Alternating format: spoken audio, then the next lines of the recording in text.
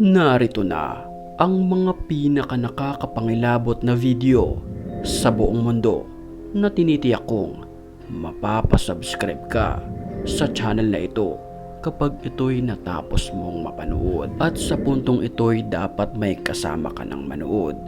Kaya't kung ready ka na, ano pang hinihintay mo? Tara na!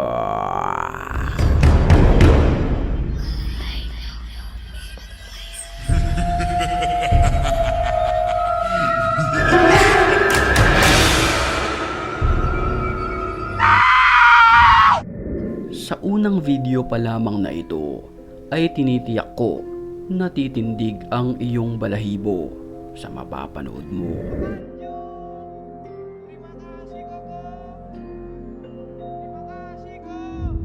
Kuha ang video na ito mula sa isang bakanting building na kung saan nakakapangilabot ang kanilang nakunan ng video.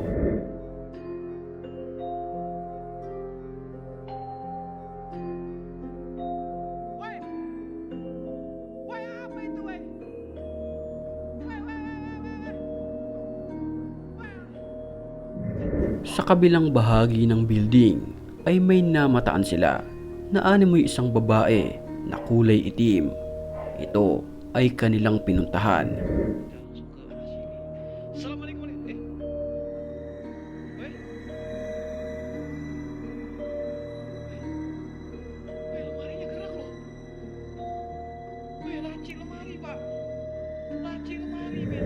Pero ang hindi niya lubos maintindihan ay bigla na lamang itong naglaho hanggang sa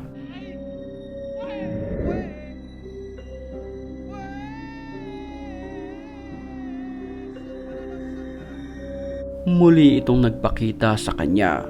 Dahan-dahan itong naglalakad at animoy nakalutang sa ere ng kanyang puntahan ay bigla na naman itong naglaho ng parang bula.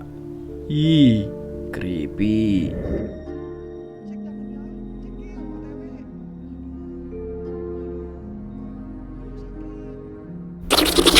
Isang binatilyo ang nagvideo sa kanyang sarili para subukan ang challenge na ito na kung saan manlalamig ka kapag ito'y napanood mo. While the lights are off and spin around 3 times saying Bloody Mary, that you'll have summoned the spirit of Bloody Mary. And as it goes on to say that she will haunt you for the rest of the night. So, sounds like a pretty cool mist to see if it was real or not, so I'm gonna try it out. Sa isang salamin ay humarap ang binatilyo na ito. Kasabay niyan ang pag-on ng kamera at pagpatay ng ilaw. Bloody Mary, Bloody Mary, Bloody Mary. Alright, well I guess nothing happened. Nang walang ano-ano'y, hindi sumang-ayon ang kanyang refleksyon sa salamin base sa kanyang galaw. Pagmasdan nating maigi.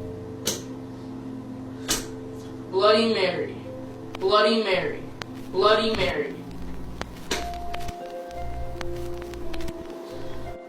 Alright, well I guess nothing happened. Habang nagsa-sign language naman ang lalaking ito sa harap ng kamera, ay walang ano-ano'y bigla na lamang may dumaan na isang nakakapangilabot na nilalang sa kanyang likuran.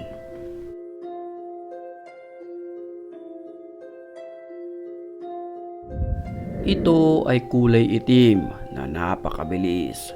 Talagang kikilabutan ka kapag ito'y dumaan sa inyong likuran.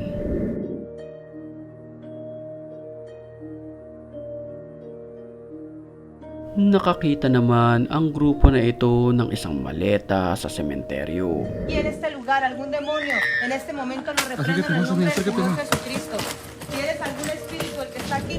Ang pinagtataka nila at ang nakakapangilabot dito, gumagalaw ang isang maleta na animoy merong nilalang sa loob. Kaya't dinasalan nila ito at sinabuyan ng asin. Que te encuentres en esta maleta, quiero que en este momento salgas. En nombre del Padre, del Hijo, del Señor Jesucristo. Amén. ¿Quién está aquí con nosotros? ¿Por qué lloras? Respóndeme, ¿quién eres o te echo más sal? ¿Quién eres? Maririnig din sa video na animoy may isang babae na umiiyak sa loob nito. Danos tu nombre, ¿quién está aquí? Amiga, ¿Te das cuenta? ¿Te das cuenta que mamá llora, José? sí está bien fuerte. En nombre de Dios, Padre. Dahil sa curiosity ay binuksan nila ito at talagang kikilabutan ka sa iyong matutunghayan. Pero bago tayo magpatuloy sa video, batiin muna natin ang mga certified matapang. At kung gusto mo rin mapabilang sa kanila, mag-comment ka lang dahil ang may pinakamalulupit na comments, yun ang aking pipiliin. Back to the story. En esta noche, con el poder de la sal, con el poder con lo que traemos a las brujas, reprendemos al demonio que se encuentra aquí, atamos a este lugar, cualquier espíritu, cualquier demonio que se encuentre en este sitio. En este momento, a través de este portal que estamos abriendo, reprendemos a este demonio que está aquí. Habang sinasabuyan niya ng asin at dinadasalan nito, bigla na lamang itong huminto. ¿Todos? Se está moviendo, pero Ay, Dios mío, espérate. Se me está llenando de pánico todo eso, ¿sabes? gracias al Padre, del Hijo, del Espíritu Santo. ¿Vamos, abrimos? Sí, sí, sí. Ok. At nang kanilang buksan ito, wala namang babae sa loob, maliban sa isang manikang ito. Eso es lo que te da todo el pan. Amiga, y mucha gente al principio de la transmisión me decía que miraban una muñeca. ¿Te acuerdas que te dije? No me acuerdo. Al principio de la transmisión toda la gente me decía, hay una muñeca, hay una muñeca. Isang nakakapangilabot na nilalang naman ang nakunan ng video sa gilid ng kalsadang ito.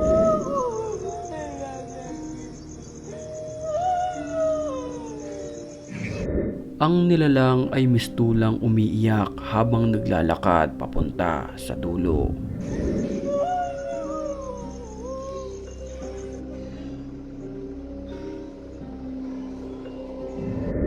Sa amateur video naman na ito, huling-huli sa kamera ang pagpaparamdam ng animoy taga-sundo ng pumanaw. Kuha ang video na ito mula sa isang ospital na kung saan kapapanaw pa lamang ng isang pasyente nang makunan ng video ang pinaniniwalaang masamang espiritu na ito.